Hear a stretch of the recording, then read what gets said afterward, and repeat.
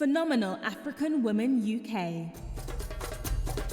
Ready to be inspired, celebrated, and empowered?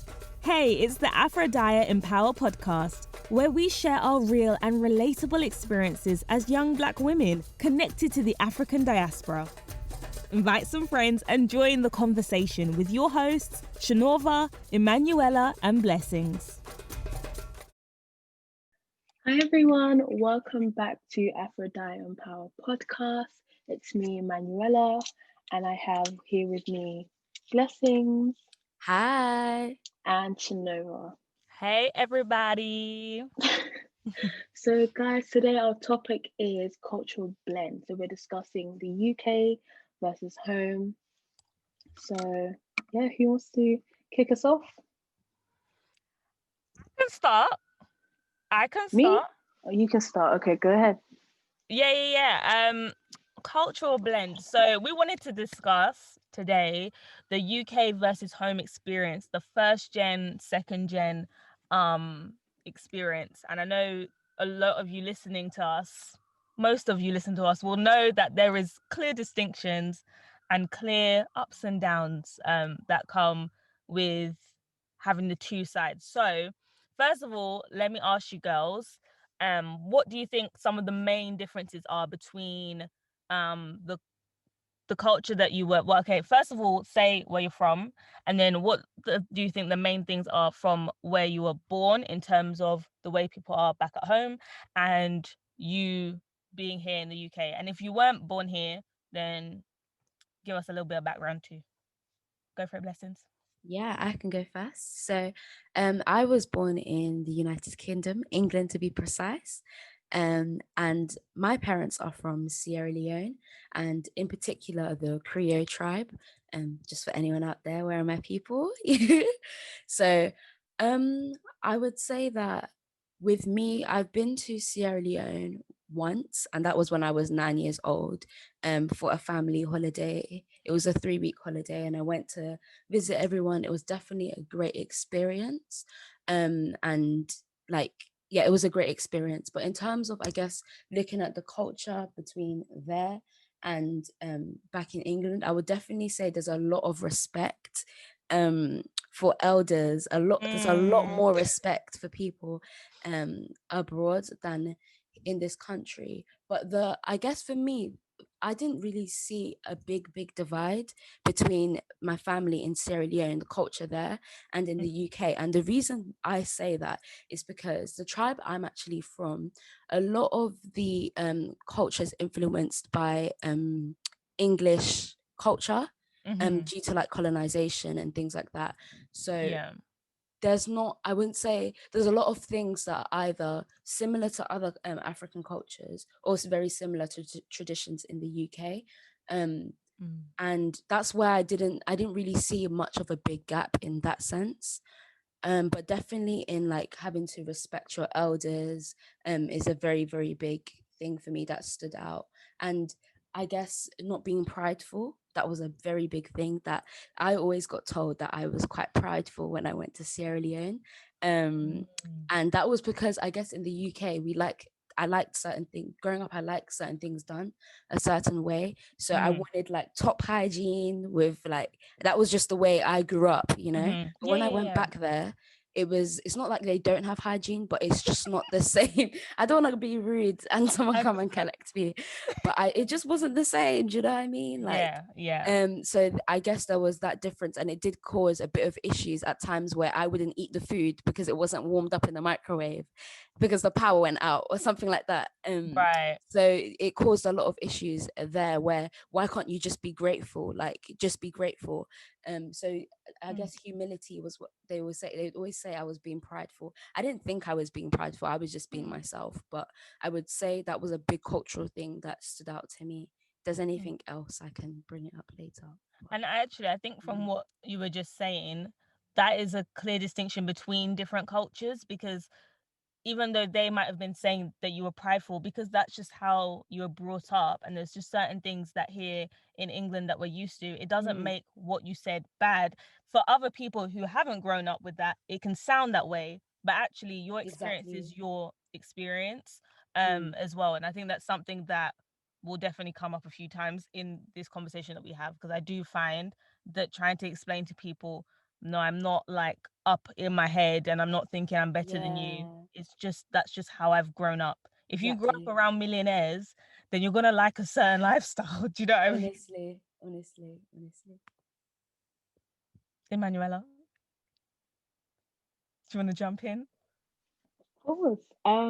So I was born in the UK, so I spent like a year here, and then I went to live in Ghana for like 8 years. So I returned back to the UK, at like 9, and I can say there was just a massive cultural shock. Like I have like this vivid imagery. I mean, this vivid image of like primary school and Mm, like playtime, and it's just like a sea of like blonde hair, blue eyes, and I'm just like, I was just so overwhelmed because I've never come in contact with a white person, and mm, like I only saw them from a distance, and that was on TV. I couldn't really.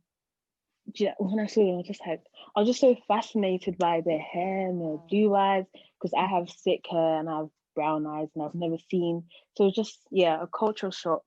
And I think one thing that stood out to me was how like individualistic everything was, like everyone Mm. for themselves. Like back home, the auntie down the road is your auntie, even though she Honestly. doesn't have any blood relations to you whatsoever. Yeah. um and like grandma took care of everyone, like everyone was your cousin, everyone was your brother, everyone was your sister. And I kind of like found it weird here, Mm. when like, oh, this is Sarah and that's her name, you say Sarah. Like I would meet Yes. my my white people, my white friends, and their mum.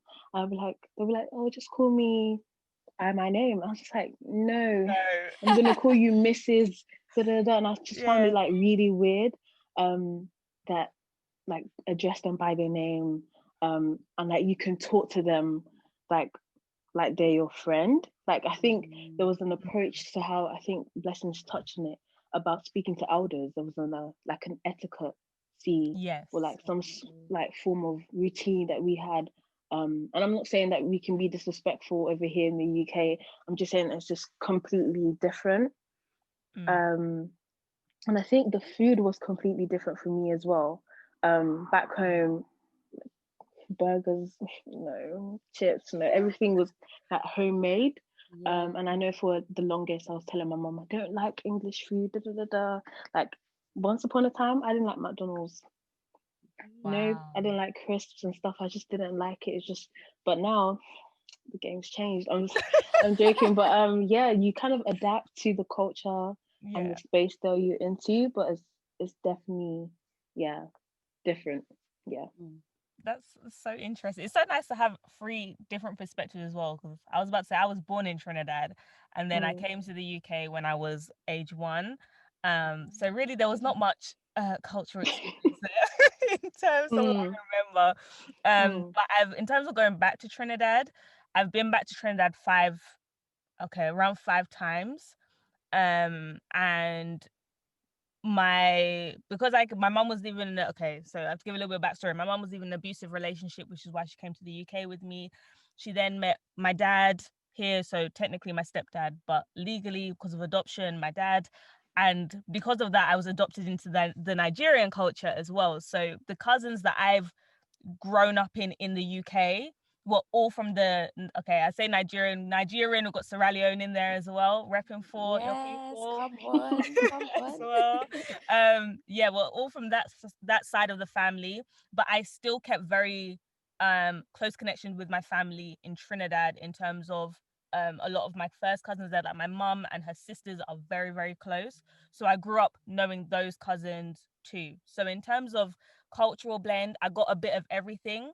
However, I would say that for me, I grew up closer to the Nigerian culture just because of like the church that I'm in now is predominantly African. I would say just African Mhm. generally, and there's a lot of African influence in the church.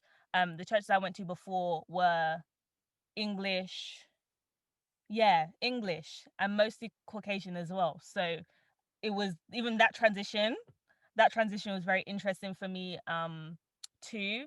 But in like when I in terms of the differences between the two sides, I've always been the person who's like, I will just take what I like and put the rest to the side.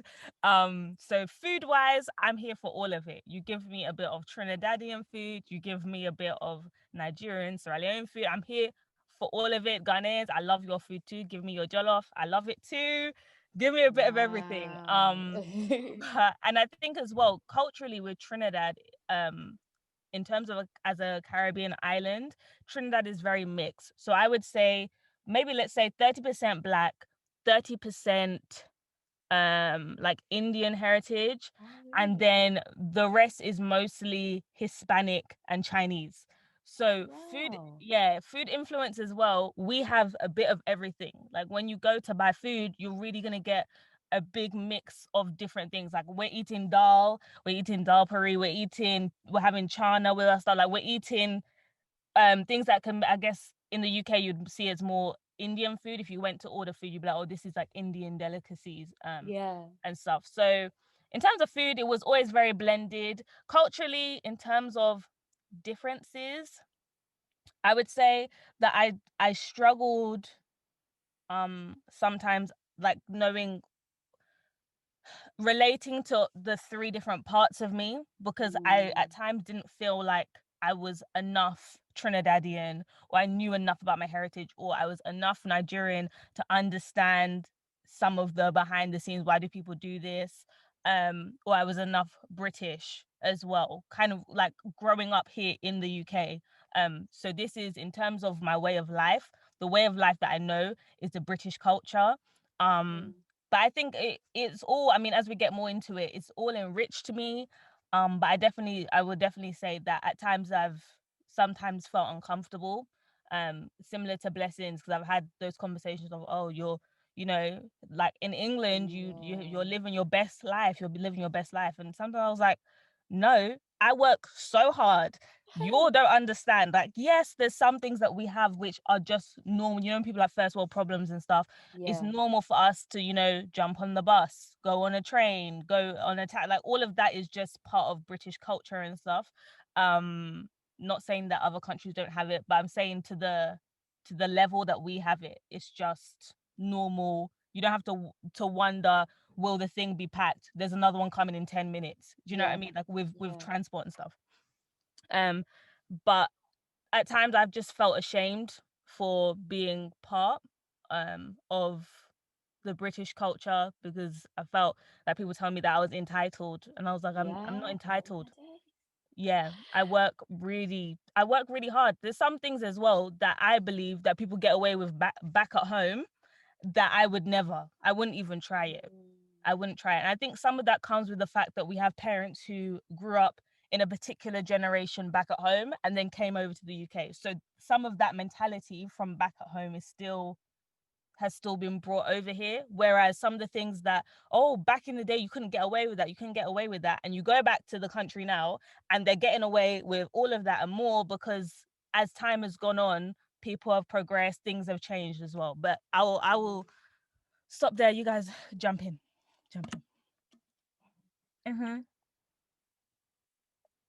Yeah, Blessing. So go on. Okay, yeah.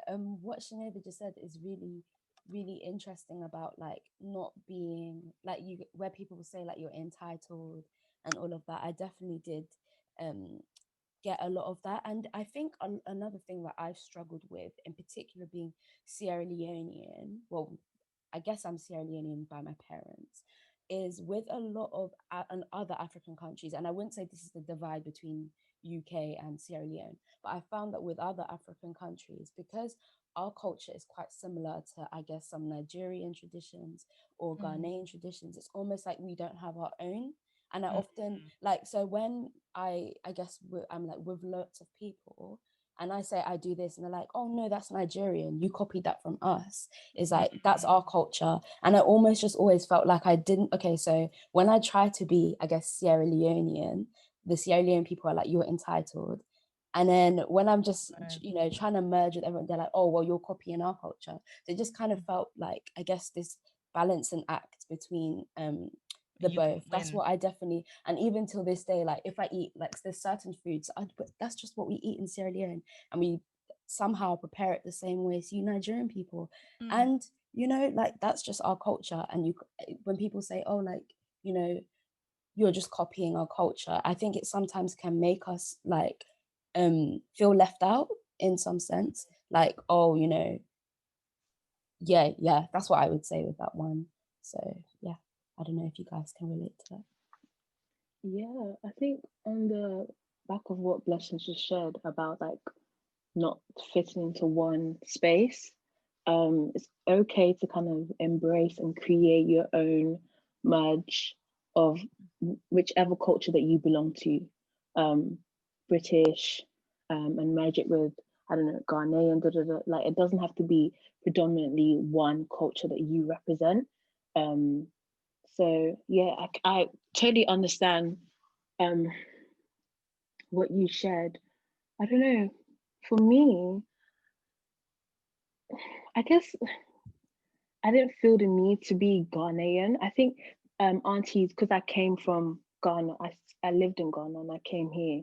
There was such a pressure for me to keep the language. Everyone's like, Mm, don't lose it, don't lose it, don't lose it, don't lose it. Mm. Even when I would speak English to aunties here, like, why are you speaking English now? Don't speak English. Da, da, da, keep speaking Tree. And over the time, my parents really spoke Tree to us.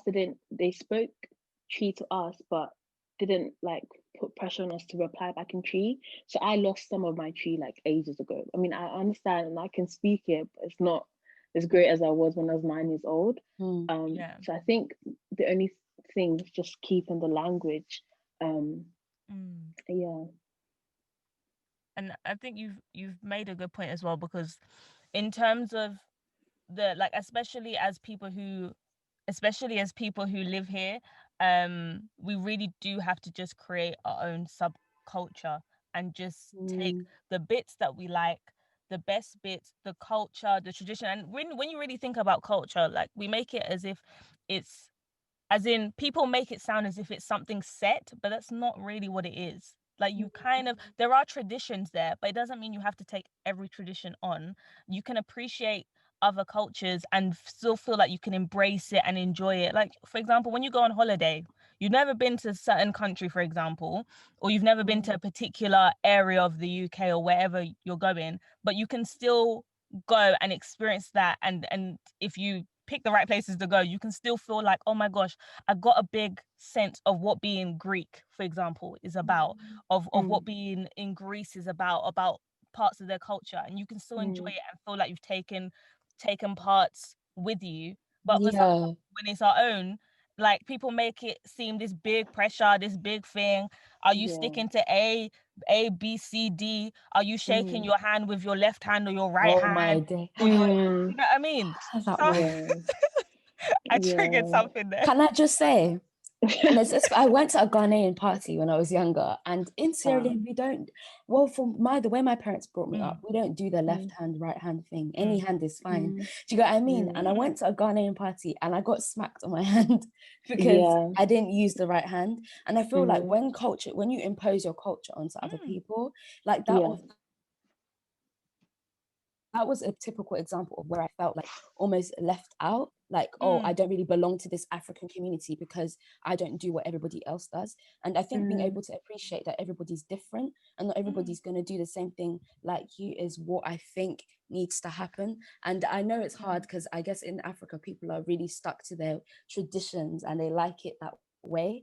But mm. accepting that not every single person is going to be the same. So, No, little I rant there. agree, but some of it isn't. It's not even a culture. It really is just tradition. Because when you think about, Mm.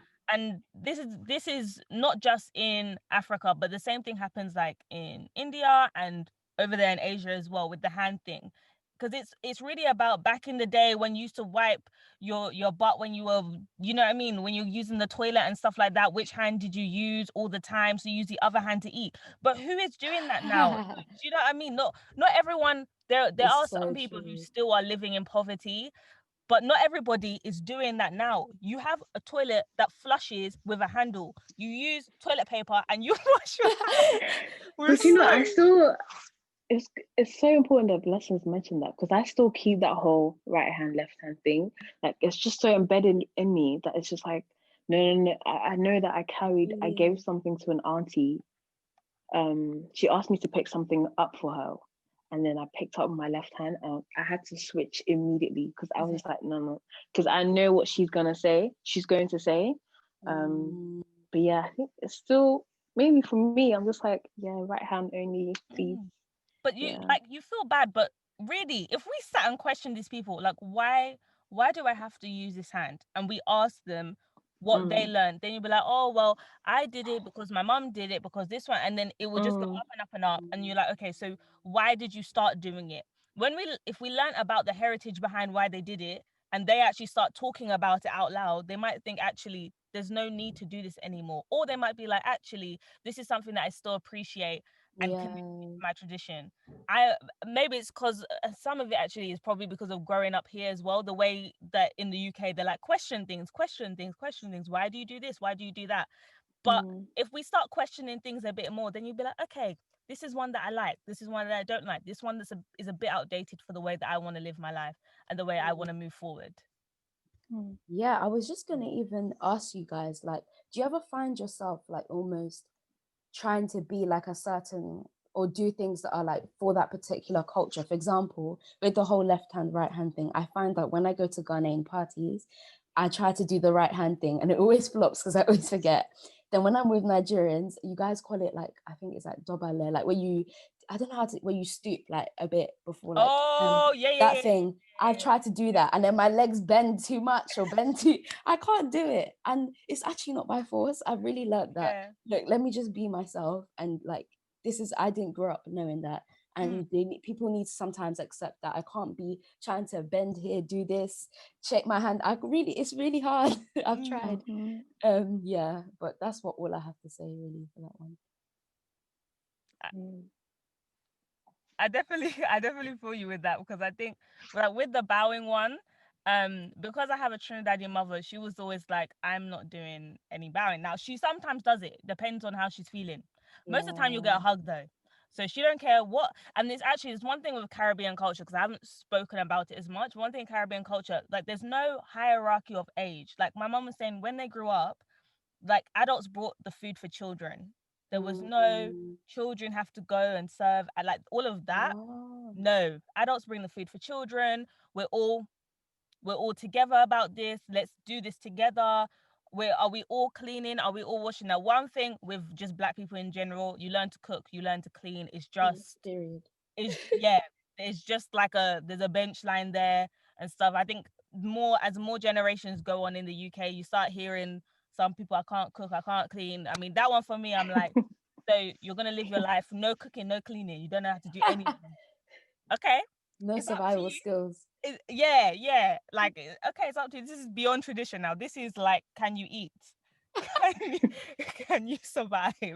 Um, but yeah, Okay, guys. Our three things to take away today. I'll share the first one. Don't feel left out. It's okay not to fully understand your culture, that you're born into. So do not make yourself, do not punish yourself for not fully knowing your culture. And just kind of embrace where you are and who you are. Yeah, I really agree with that, Emmanuella. And I'd say like the next one as well would be like you're not less black or less African, less Caribbean because you don't do certain things, like I mentioned with the left hand, right hand thing. So definitely like you are fully who you are because you're born into that culture. So yeah, appreciate it, love it. Yeah. yeah, and the last thing that we want you all to take away is that we really want you to embrace all the cultures you're connected to, the ones you're born in, the ones that you just grow up experiencing. Just enjoy them, take things, learn about the traditions, why people do things as well, question things, and then know that you have the choice. You have your own decision to make about what you want to take forward in your own life and as you grow up, and in terms of traditions with your own family and stuff, and what things that you're like, actually this isn't for me. You have that choice to make yourself, but definitely be educated about why you're making those decisions. Yeah, but Thank you so much, everyone, for tuning into our podcast today. I hope you have enjoyed our topic. And yeah, I will see you next time. Please leave a comment, a like, subscribe. It has been your host, Blessings, Shernorva, and Emmanuella. Thank you so much for listening. Bye. Bye, everyone. We're really glad you joined us today. Check us out on Instagram, Afrodias, and comment on today's podcast post. Don't forget, be phenomenal.